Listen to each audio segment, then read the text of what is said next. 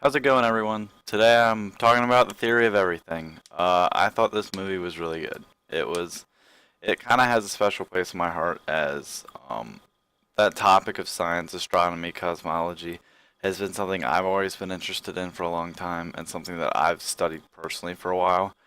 And Stephen Hawking has been a role model of mine forever, and ever since I heard that he had a movie coming out about him, a biopic, I was ecstatic and couldn't wait to see it.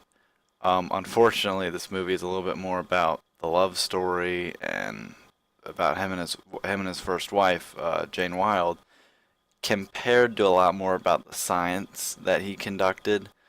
There's still enough in there to leave me satisfied, but it left a little bit to be desired, but it was still good. It wasn't a bad movie. It was a very good movie.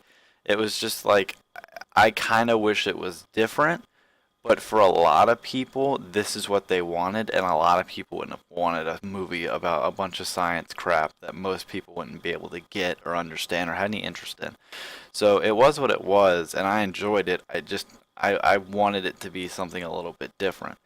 And one thing I noticed during the movie is that it seemed like it was being told from the wife's perspective. And the movie just kept going, and I was like, this seems like something that like the wife would be saying, or if this was like who's telling the story, it would be the wife. And of course, once the credits start rolling at the end, like the second or third credit is based on the book blah blah blah by Jane Wilde, and I was like, oh, okay, that kind of fills up that hole. So if you're wondering where this source material came from, it's from Jane Wilde's like autobiography, I think, about her experience with Stephen when they were dating and when they were married and everything, and which is why it lacked in a lot of the science, and it was much more about the love story and their relationship. It stars Eddie Redmayne playing Stephen Hawking and Felicity Jones playing Jane Wilde. Eddie Redmayne right now is looking like the guy I would like to win Best Actor for his Oscar, because he really just became Stephen Hawking in this movie. He really was Stephen Hawking. And he looked like him. He obviously he acted like him. He sounded like him. It was a really impressive performance. And there's not much more to say about this movie. I really liked it, and as even though it made me wishing I kind of thought it was going to be a little bit different, I kind of wished it was a little bit different. I still can't deny the fact that it was still a really good movie.